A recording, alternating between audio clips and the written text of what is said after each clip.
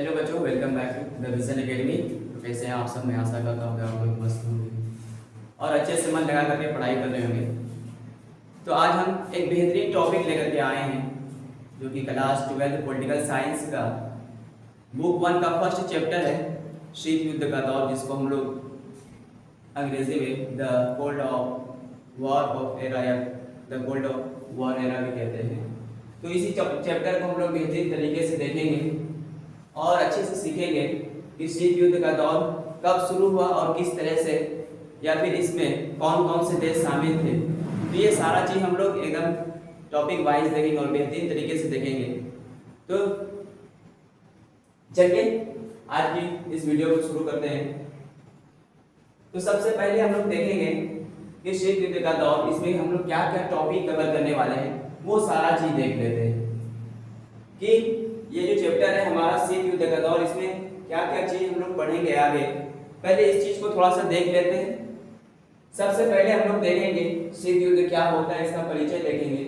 उसके बाद देखेंगे कि शीत युद्ध मतलब द्वितीय विश्व युद्ध, मतलब कहने का अर्थ यह है कि शीत युद्ध, पहले देखेंगे शीत युद्ध का परिचय, उसके बाद देखेंगे द्वितीय विश्व युद्ध के बारे में कि सेकेंड वर्ल्ड वॉर कब शुरू हुआ और किसके किसके बीच ये वॉर चली। अब तीसरा टॉपिक जो हम लोग देखेंगे शीत युद्ध, जो कि हमारा चैप्टर का नाम भी है। ये टॉपिक जो कि बहुत इंपॉर्टेंट हो जाता है। और जैसे कि हालांकि ये चैप्टर जो हम लोग पढ़ रहे शीत युद्ध का दौर, ये जैक बोर्ड के सिलेबस में भी नहीं है, लेकिन आगे आने वाले जो चैप्टर है दो ध्रुवीयता का अंत, उसको समझने के लिए ये वाला चैप्टर बहुत खास हो जाता है। इसलिए पहले हम लोग इस चैप्टर को अच्छे से देख लेंगे, उसके बाद नेक्स्ट जो चैप्टर आएगा उसको भी अच्छे से देखेंगे। तो तीसरा टॉपिक हम लोग शीत युद्ध के बारे में देखेंगे। उसके बाद क्यूबा मिसाइल संकट, जो कि एक छोटा सा द्वीपीय देश था, जो कि सटा हुआ तो अमेरिका से था, लेकिन पूरा दबदबा या फिर पूरा कंट्रोल यूएसएसआर यानी सोवियत संघ कर रहा था। उसके बाद हम लोग पांचवा टॉपिक में देखेंगे जो सैनिक गठबंधन बनाए गए थे, जैसे नाटो है, नॉर्थ अटलांटिक ट्रीटी ऑर्गेनाइजेशन, और है वर्सा संधि जो कि सोवियत संघ द्वारा बनाया गया था। ये सारा चीज देखेंगे, सीटो देखेंगे, सेंटो देखेंगे। और उसके बाद छठा नंबर पे हम लोग गुटनिरपेक्ष आंदोलन, मतलब ये सारा टॉपिक हम लोग एकदम पूरा डिटेल में इस लेक्चर में कवर करेंगे। तो चलिए सबसे पहले हम लोग देख लेते हैं कि राजनीतिक विज्ञान होता क्या है। अब क्या बोल रहा है, राजनीतिक विज्ञान सामाजिक विज्ञान की एक शाखा है। इससे पहले अगर इसको हम लोग देखें तो राजनीति का मतलब क्या होता है, राज का मतलब क्या होता है, राज्य का मतलब क्या होता है। राज्य का मतलब होता है देश या फिर राष्ट्र। राज्य का मतलब होता है देश या फिर राष्ट्र। नीति का मतलब होता है नियम या फिर कानून। नीति का मतलब क्या होता है, नियम या फिर कानून बोल सकते हैं।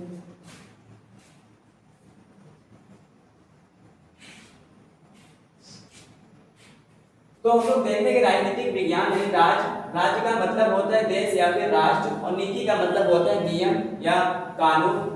तो आगे अच्छा, अब क्या बोल रहा है कि राजनीतिक विज्ञान क्या है। राजनीतिक विज्ञान सामाजिक विज्ञान की एक शाखा है। क्या है, राजनीतिक विज्ञान सामाजिक विज्ञान की एक शाखा, यानी सोशल साइंस का एक भाग है। ये शासन प्रणालियों यानी कि सामाजिक विज्ञान में हम लोग, यानी राजनीतिक विज्ञान में ये शासन प्रणालियों, राजनीतिक गतिविधियों, राजनीतिक विचार और संविधानों और कानून के अध्ययन से जुड़ा हुआ है।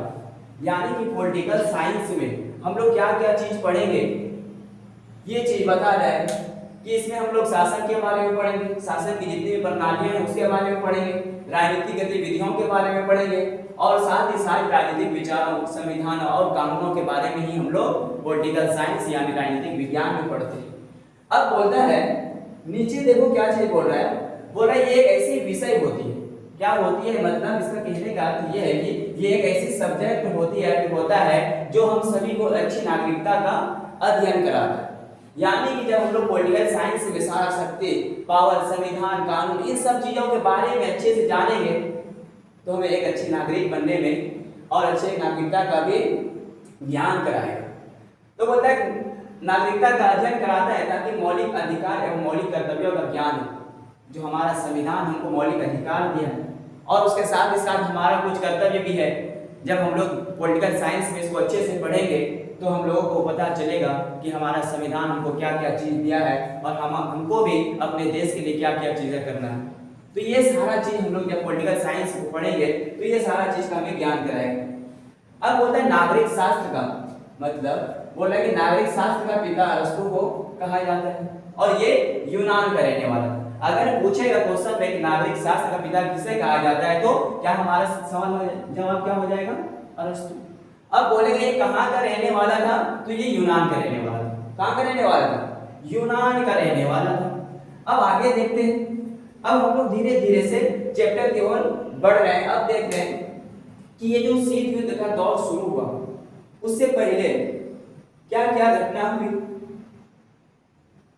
अब बोल रहा है कि दो विश्व युद्ध मतलब दोनों विश्व युद्धों यानी वर्ल्ड वॉर फर्स्ट और वर्ल्ड वॉर सेकेंड, इन दोनों के बारे में थोड़ा सा देख लेते हैं कि ये सब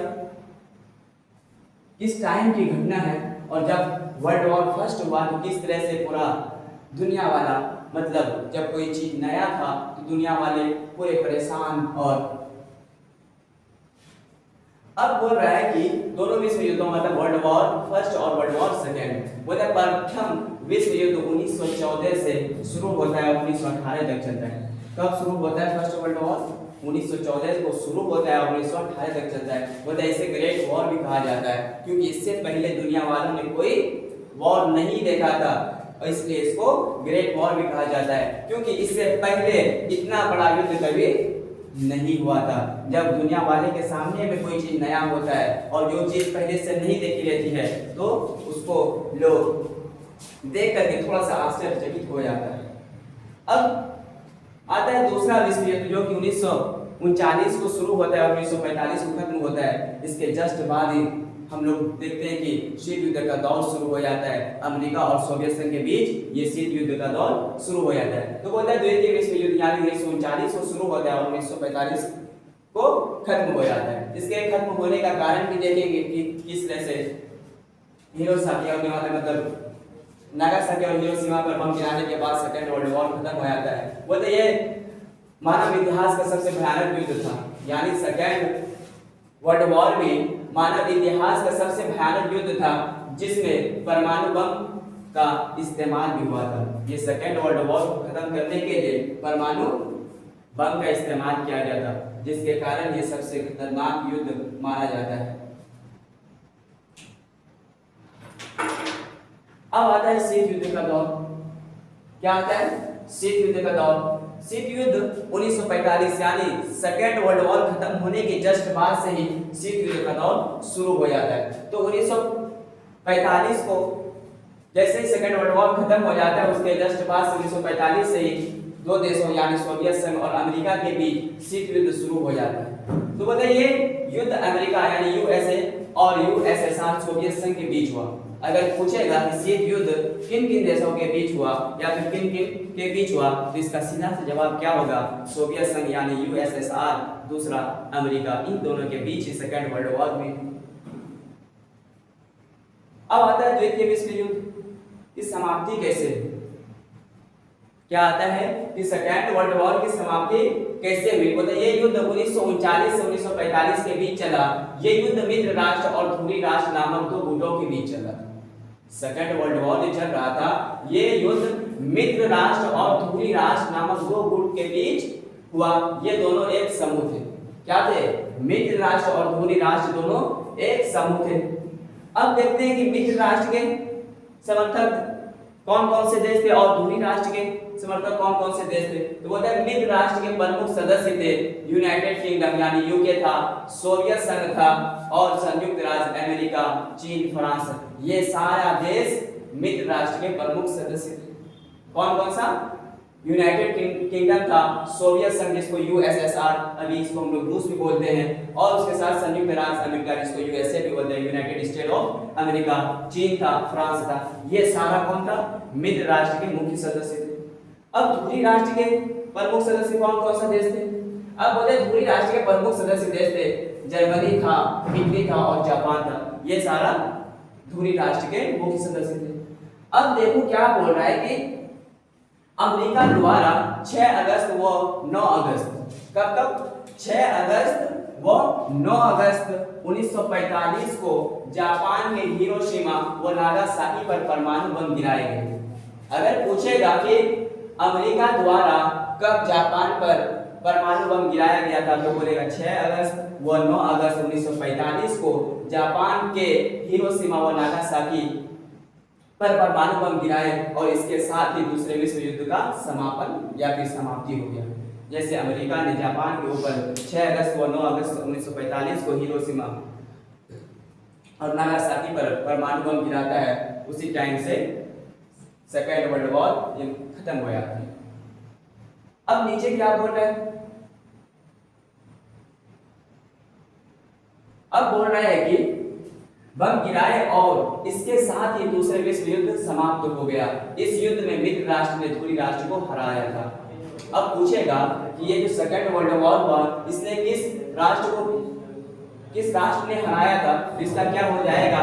मित्र राष्ट्र ने ध्रुवी राष्ट्र को हराया था, यानी जिसमें कि यूनाइटेड स्टेट ऑफ अमेरिका भी था और यूएसए भी था और यूके भी था, फ्रांस था। ये सारा देश मित्र राष्ट्र के प्रमुख सदस्य थे और ध्रुवी राष्ट्र में जर्मनी था, जापान था, ये सारा देश को हराया था। लेकिन इस महायुद्ध के बाद ही एक अजीब स्थिति पैदा हो गई।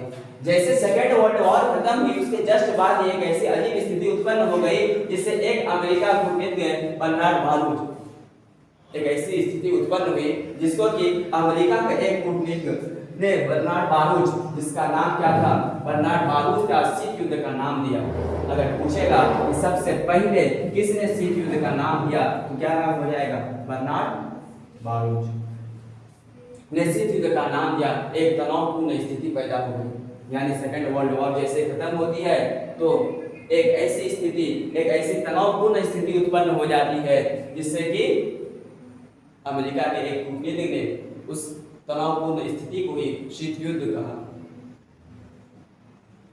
तो वो शीत युद्ध का नाम दिया। एक तनावपूर्ण स्थिति महाशक्तियों के मतलब संयुक्त राज्य अमेरिका तथा सोवियत संघ के बीच शुरू हो गया। किसके बीच? संयुक्त राज्य अमेरिका और सोवियत संघ यानी यूएसएसआर के बीच ऐसी मतलब तनावपूर्ण स्थिति उत्पन्न हो गई। बोले इस तनाव की शुरुआत यूरोप में हुआ। कहां हुआ? इस तनाव की शुरुआत यूरोप में हुआ। एक तरफ पूर्वी यूरोप के देश सोवियत संघ के घेरे में आते चले गए।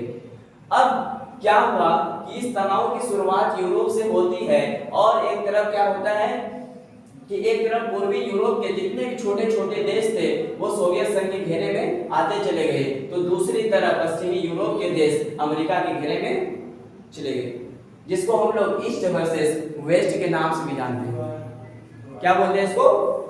ईस्ट वर्सेस, इसे पूर्व बनाम पश्चिम यानी ईस्ट वर्सेस वेस्ट भी कहा गया। मतलब पूर्व की तरफ जितने भी छोटे छोटे देश थे वो सोवियत संघ के खेमे में आते चला गया और पश्चिम यूरोप की तरफ जितने भी छोटे छोटे देश थे वो अमेरिका के खेमे की तरफ जाते हैं। अब आता है शीत युद्ध। शीत युद्ध जो कि हमारा चैप्टर भी है, क्या है? शीत युद्ध। इसके बारे में देखते हैं कि शीत युद्ध क्या था। बोलता है शीत युद्ध, जैसे कि हम लोगों ने देखा कि शीत युद्ध की प्रारंभ उस टाइम से हुआ जैसे कि सेकेंड वर्ल्ड वॉर खत्म होता है, ध्रुवी राष्ट्र और मित्र राष्ट्र के बीच दोनों में सेकेंड वर्ल्ड वॉर चल रहा था, जिसमें कि अमेरिका ने हिरोशिमा और नागासाकी पर परमाणु बम गिरा करके सेकेंड वर्ल्ड वॉर की समाप्ति करता है। लेकिन बोलता है शीत युद्ध, द्वितीय विश्व युद्ध के बाद संयुक्त राज्य अमेरिका और सोवियत संघ यूएसएसआर यानी रूस के बीच तनाव की स्थिति उत्पन्न हो गई। इसको शीत युद्ध के नाम से जाना जाता है। किसको बोलेगा? सेकेंड वर्ल्ड वॉर के बाद संयुक्त राज्य अमेरिका और सोवियत संघ यानी यूएसएसआर, जिसको हम लोग रूस भी बोलते हैं, के बीच तनाव की स्थिति उत्पन्न हो गई। इसको शीत युद्ध के नाम से जाना जाता है। क्या किया जाता है? शीत युद्ध के नाम से जाना जाता है। या फिर हम इसको ये भी बोल सकते हैं जब दो या दो से अधिक देशों के बीच एक ऐसी स्थिति उत्पन्न हो जाए। क्या बोल रहा है? जब दो या दो से अधिक देशों के बीच एक ऐसी स्थिति बन जाए जिससे लगे कि युद्ध होकर रहेगा परंतु वास्तव में कोई युद्ध ना हो, इसमें होने की पूरी संभावना रहती है। तो क्या बोल रहा है कि जब दो या दो जब दो या दो से अधिक देशों के बीच एक ऐसी स्थिति उत्पन्न हो जाए जिससे लगे कि युद्ध होकर रहेगा लेकिन कोई युद्ध नहीं होता है। क्या नहीं होता है? युद्ध नहीं होता है, लेकिन होने की पूरी पूरी संभावना रहती है। युद्ध की आशंका, डर, तनाव, संघर्ष जारी रहता है। मतलब युद्ध की आशंका सबको रहता है, डर भी रहता है कि कहीं युद्ध हो ना जाए, दोनों के बीच टेंशन चलता है, संघर्ष चलता है, ये जारी रहता है, लेकिन युद्ध नहीं होता है। इसे शीत युद्ध कहते हैं। क्या कहते हैं? इसी को शीत युद्ध कहते हैं। जब दो या दो से अधिक देशों के बीच एक ऐसी स्थिति उत्पन्न हो जाए जिससे लगे कि युद्ध होकर रहेगा लेकिन वास्तव में कोई युद्ध नहीं होता है, इसको हम लोग शीत युद्ध कहते हैं। अब कुछ इंपॉर्टेंट पॉइंट आया जहां से हमको एक नंबर का क्वेश्चन या फिर ऑब्जेक्टिव बनाने में बहुत आसानी हो जाएगी। अब इसको देख लेते हैं, कुछ इंपॉर्टेंट पॉइंट को हम लोग लाइन वाइज अच्छे से इसको अरेंज करके रखें। अगर ये चीज अच्छे से देख लेते हैं तो हमारा अभी तक जितना ऊपर में पढ़े वो सारा चीज क्लियर हो जाएगा। क्या हो जाएगा? ऊपर में जितना पढ़े वो सारा चीज आसानी से क्लियर हो जाएगा। अब पूछेगा कि शीत युद्ध कब शुरू हुआ, तो इसका सीधा सा जवाब क्या हो जाएगा? शीत युद्ध द्वितीय विश्व युद्ध के बाद शुरू हुआ। कब हुआ था? शीत युद्ध द्वितीय विश्व युद्ध के बाद शुरू हुआ था। अब दूसरा पॉइंट क्या है? शीत युद्ध 1945 के बाद शुरू हुआ। जैसे हम लोगों ने देखा कि सेकेंड वर्ल्ड वॉर खत्म होती है, उसके बाद से ही दोनों देशों के बीच एक ऐसी तनावपूर्ण स्थिति उत्पन्न हो जाती है, मतलब जिससे कि शीत युद्ध शुरू हो जाता है, यानी 1945 के बाद शुरू हुआ। पूछेगा कि शीत युद्ध कब शुरू हुई, तो इसका जवाब हो जाएगा 1945 के बाद शुरू हुआ। अब तीसरा पॉइंट है वो शीत युद्ध अमेरिका और सोवियत संघ के बीच हुआ। ये भी क्वेश्चन पूछ सकता है कि शीत युद्ध किन किन देशों के बीच हुआ, तो इसका जवाब क्या हो जाएगा? अमेरिका और सोवियत संघ के बीच, यानी जिसको यूएसएसआर भी बोलते हैं, रूस। तो ये तीसरा पॉइंट है। अब चौथा पॉइंट क्या है? वो शीत युद्ध के अंत होने का मुख्य कारण। अब पूछेगा कि शीत युद्ध खत्म कैसे हुआ, यानी इसका मुख्य कारण बताओ जिसके कारण शीत युद्ध खत्म हुआ। तो जैसे कि हम लोग देखते हैं कि सोवियत संघ जो कि 15 देश छोटे छोटे देशों से मिलकर के सोवियत संघ बना है, इसके कुछ छोटे छोटे देश जब निकल जाते हैं, जिसका विघटन हो जाता है, इससे शीत युद्ध की समाप्ति हो जाती है। वो शीत युद्ध के अलग होने के मुख्य कारण सोवियत संघ का विघटन हो गया, ये 15 भागों में विघटन हो गया। मतलब शीत युद्ध की समाप्ति उस वक्त हो जाती है जब सोवियत संघ क्या हो जाता है? सोवियत संघ का विघटन हो जाता है, यानी ये 15 भागों में विघटन हो गया, जिसके कारण शीत युद्ध की समाप्ति हो गई। अब देखो पांचवा पॉइंट होता है दोनों महाशक्तियां कोरिया, बर्लिन, कांगो और अन्य जगहों पर सीधे सीधे आमने सामने आ गए, लेकिन युद्ध नहीं हुआ। कुछ जगह पे ऐसे भी हुआ कि दोनों महाशक्तियां आमने सामने आ गई, लगा कि अब युद्ध हो जाएगा, लेकिन कोई युद्ध नहीं होती है। तो क्या बोल रहा है? दोनों महाशक्तियां यानी अमेरिका यूएसए और सोवियत संघ यूएसएसआर दोनों क्या हो गया था? कुछ जगहों पर आमने सामने आ गई थी, लेकिन फिर भी युद्ध नहीं हुआ। जैसे कोरिया, बर्लिन, कांगो और अन्य जगहों पर सीधे सीधे आमने सामने आ गई, लेकिन युद्ध नहीं हुई। क्या नहीं हुआ? युद्ध नहीं हुआ। अब देखते हैं छठा पॉइंट क्या है। ये सारा पॉइंट इस टॉपिक से रिलेटेड, इसको अच्छे से देख लेते हैं, पूरा जितना ऊपर में देखें वो सारा चीज क्लियर हो जाएगा।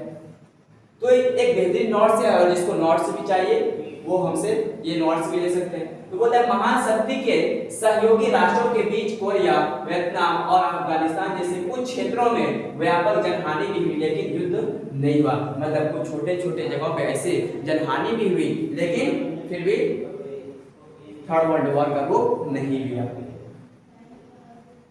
अब आगे देखते हैं आगे क्या बोल रहा है। सातवां पॉइंट, आगे चलकर दोनों महाशक्तियों ने युद्ध की भयानक परिणाम के डर से, किसके डर से? भयानक परिणाम के डर से, क्योंकि दोनों के पास परमाणु बम थे। अगर चाहता तो दोनों आपस में युद्ध कर लेते, लेकिन जब परमाणु बम गिराता तो देखने के लिए या फिर एक की हार या एक की जीत, अपनी जीत का जश्न भी नहीं मना पाता, इसलिए तो इन दोनों ने समझौता कर लिया। क्योंकि दोनों परमाणु दोनों देश के पास था, अमेरिका के पास भी था और सोवियत संघ के पास भी था। तो क्या बोला? आगे चलकर दोनों महाशक्तियों ने युद्ध की भयानक परिणाम से, युद्ध के भयानक परिणाम के डर से आपस में समझौता कर लिया। क्या कर लिया? समझौता कर लिया।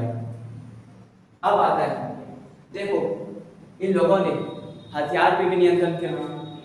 क्या बोल रहा है कि जैसे अस्त्र नियंत्रण परमाणु और अप्रसारण संधि पर हस्ताक्षर किए, दोनों देशों ने क्या किया, मतलब कोई भी हथियार चलाना और अप्रसारण संधि पर क्या करते हैं, दोनों देशों ने हस्ताक्षर कर दिया। मतलब कोई किसी के ऊपर ऐसी परमाणु हथियार नहीं चलाएंगे। ये जो संधि बनाया गया तो दोनों देशों द्वारा उस पर हस्ताक्षर कर दिया। अब बोलते हैं शीत युद्ध के दौरान अनेक संकट सामने आए, खूनी लड़ाई भी हुई, जैसे देखेंगे कुछ कुछ जगहों पे कुछ जनहानि भी हुई, लेकिन इन संकटों और लड़ाइयों से भी तीसरा विश्व युद्ध नहीं हुआ। जैसे कि कुछ छोटे छोटे देश आपस में भिड़ गए थे, लेकिन ये मतलब कुछ जगहों पे जो जनहानि हुई, ये तीसरा विश्व युद्ध का रूप नहीं लिया। क्या बोला, शीत युद्ध के दौरान अनेक संकट सामने आए और पूरी लड़ाई भी हुई, लेकिन इन संकटों और लड़ाइयों से भी तीसरा विश्व युद्ध नहीं हुआ। अब आगे देखो, ये विश्व युद्ध चला क्यों और ये किन किन देशों के बीच चला। ये जो सोवियत संघ और अमेरिका दोनों मित्र राष्ट्र के प्रमुख सदस्य थे और ये दोनों आपस में ही भिड़ गए। अब देखते हैं कि किस चीज की लड़ाई थी इन दोनों के बीच, सोवियत संघ और यूएसए के बीच किन चीजों की लड़ाई थी। अब नीचे देखो तो इंपॉर्टेंट पॉइंट आता है, मतलब ये दोनों की विचारधाराएं थी, तो दोनों की विचारधाराओं की तो लड़ाई थी। अब बोलते हैं पूंजीवाद, जब व्यक्ति अपने संपत्ति, पूंजीवाद ये विचारधारा अमेरिका की थी। किसका था ये विचारधारा? यूएसए का था, यूनाइटेड स्टेट ऑफ अमेरिका का था, यानी संयुक्त राज्य अमेरिका। जब व्यक्ति अपने संपत्ति का मालिक खुद होता है, पूंजीवाद का समर्थन कौन कर रहे थे? अमेरिका वाले, जिसको प्राइवेट सेक्टर भी कहते हैं। अमेरिका वाला चाह रहा था कि पूंजीवाद का बोलबाला हो, लेकिन दूसरा समाजवाद जो कि संयुक्त सोवियत संघ, इसको समर्थन कर रहे थे, या फिर युवा चाह रहे थे सोवियत संघ की पूंजीवादी वाला देश बने, जब व्यक्ति के संपत्ति सरकार के नियंत्रण में हो।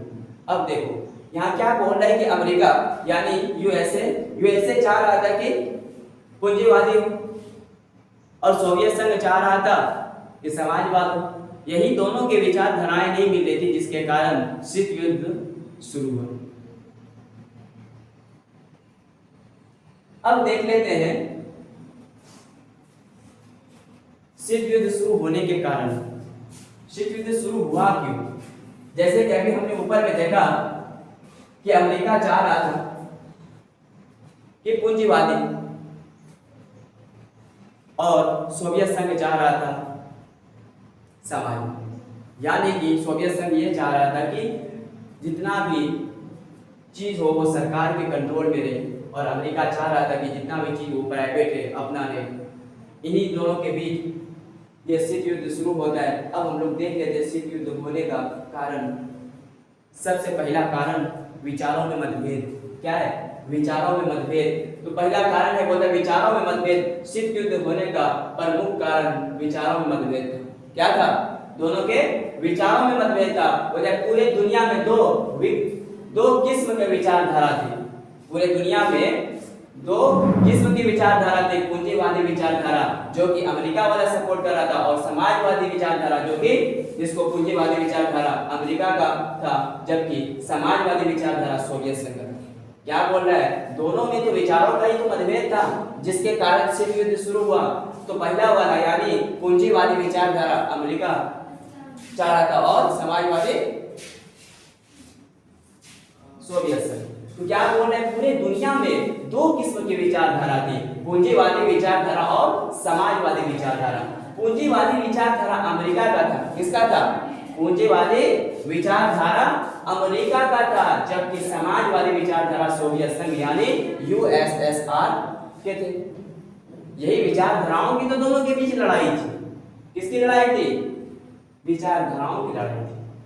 अब क्या बोल रहा है? बोल रहा है कि अमेरिका चाहता था कि पूरी दुनिया में पूंजीवादी विचारधारा लागू हो। देख लो क्या बोल रहा है कि अमेरिका क्या चाह रहा था कि पूरे दुनिया में प्राइवेट सेक्टर यानी कि पूंजीवादी की विचारधारा लागू हो, जबकि सोवियत संघ चाहता था कि पूरे दुनिया में समाजवाद को अपनाने वाला देश बने। यानी कि अमेरिका वाला चाह रहा था कि पूंजीवादी विचारधारा लागू हो, तो उसके जस्ट विपरीत सोवियत संघ चाहता था कि पूरे दुनिया में समाजवाद को अपनाने वाला देश हो। यही दोनों के मतभेद थे। क्या था? अमेरिका और सोवियत संघ के बीच यहीं से मतभेद शुरू हुआ, जिसको हम लोग शीत युद्ध का नाम देते हैं। बोलते हैं दोनों की विचारधारा से ऐसा लगता था कि दोनों आपस में कभी एक दूसरे पर आक्रमण कर सकते। मतलब जब दोनों का विचारधारा मिल नहीं रहा था, इससे क्या लग रहा था कभी भी एक दूसरे के ऊपर हमला कर देंगे, जिसको हम लोग शीत युद्ध के नाम से जाने जाते हैं। अब दूसरा पॉइंट क्या बोल रहा है? महाशक्तिशाली बनने के लिए अब दोनों अमेरिका और सोवियत संघ दोनों चाह रहा था कि हम सुपर पावर बने। क्या बने? हम महाशक्ति बने। इसलिए दोनों आपस में लड़ रहे थे। लेकिन यह लड़ाई खूनी लड़ाई या फिर हथियारों की लड़ाई नहीं थी, बल्कि यह लड़ाई विचारधाराओं की लड़ाई थी। किसकी लड़ाई थी? विचारधाराओं की लड़ाई थी। कोई चाह रहा था पूंजीवादी लागू करने, तो कोई चाह रहा था समाजवादी लागू करने। यही विचारधारा की तो दोनों के बीच लड़ाई थी। अब बोलता है अमेरिका चाहता था कि पूरे दुनिया में अमेरिका का दबदबा हो, यानी अमेरिका ये चाह रहा था कि पूरे दुनिया में सिर्फ अमेरिका का ही वर्चस्व हो, पूरा दुनिया अमेरिका का ही हो। और सोवियत संघ चाहता था कि पूरे दुनिया में सोवियत संघ का दबदबा हो। इससे उनके बीच शुरू हो गया, जिसके कारण लगने लगा कि कभी भी दोनों में युद्ध हो जाएगा। मतलब दोनों चाह रहा था कि हमारा समर्थक हो, या फिर दोनों चाह रहा था कि हमारा दबदबा हो पूरे दुनिया में, जिसका कि दोनों के बीच लड़ाई चल रही थी, जिसको हम लोग शीत युद्ध के नाम से जानते हैं। अब देखते हैं कि दो ध्रुव का आरंभ कैसे हुआ। ध्रुव मतलब जब दो देश अलग अलग हिस्सों पर अपना दबदबा बनाने की कोशिश करें, तो उसी को हम लोग बोल सकते हैं दो ध्रुवीयता। बोलता है दोनों महाशक्तियां विश्व के अलग अलग हिस्सों पर अपना दबदबा बनाने लगा था। क्या करने लगा था? अमेरिका वाला पश्चिमी यूरोप की तरफ और पूर्वी साइड सोवियत संघ, दोनों अपना अपना दबदबा बनाने लगा था। तो बोलता है दोनों महाशक्तियां विश्व के अलग अलग हिस्सों पर अपना दबदबा बनाने लगा था। दुनिया दो गुटों में स्पष्ट रूप से बढ़ गया। क्या हो गया था? दुनिया स्पष्ट रूप से दो गुटों में बढ़ गया था, जिसको हम लोग पूर्वी यूरोप और पश्चिमी यूरोप के नाम से भी जानते हैं। अब तीसरा पॉइंट क्या है? बोल रहा है इस तरह महाशक्तियों के नेतृत्व में पूरी दुनिया दो खेमों में विभाजित हो गया। जब दोनों का विचारधारा आपस में नहीं मिलने लगे, जैसे पूरी दुनिया दो खेमों में बढ़ गई। एक तरफ था सोवियत संघ यानी पूंजीवादी का विचारधारा मानने वाला, तो दूसरी तरफ था समाजवादी का विचारधारा मानने वाला। तो क्या हो गया कि पूरी दुनिया क्या हो गया? दो खेमों में बढ़ गया, यानी कि दो खेमों में विभाजित हो गया। पश्चिमी यूरोप के अधिकतर देश अमेरिका का पक्ष ले लिया। मतलब पश्चिम के जितने भी यूरोपीय थे वो सब अमेरिका का पक्ष ले लिया, जबकि पूर्वी यूरोप के अधिकतर देश सोवियत संघ का पक्ष ले लिया। तो क्या देखते हैं कि इन दोनों के बीच ये विचारधाराओं की लड़ाई थी, और धीरे धीरे क्या हो गया? दुनिया दो गुटों में बढ़ गया। एक तरफ पश्चिमी यूरोप और दूसरी तरफ पूर्वी यूरोप, जिसको हम लोग ईस्ट वर्सेस वेस्ट भी कहते हैं। तो आज हम यहीं तक देखते हैं, फिर नेक्स्ट वीडियो में बाकी के बच्चे जितने भी टॉपिक है उसको करने की कोशिश करेंगे। तो जिसको भी अगर ऑफलाइन क्लास ज्वाइन करना है तो विजन एकेडमी, जिसका लोकेशन है केदारबाग वसुंधरा हॉस्पिटल के पास। और ये जितना भी हम अभी पढ़ाए, अगर इसका नोट्स चाहिए तो मैसेज करके हमसे नोट्स भी ले सकते हैं। बाकी इस चैनल से जुड़े रहें, आपको आज से रिलेटेड जितने भी सब्जेक्ट है उनका टॉपिक वाइज वीडियो मिलता रहेगा।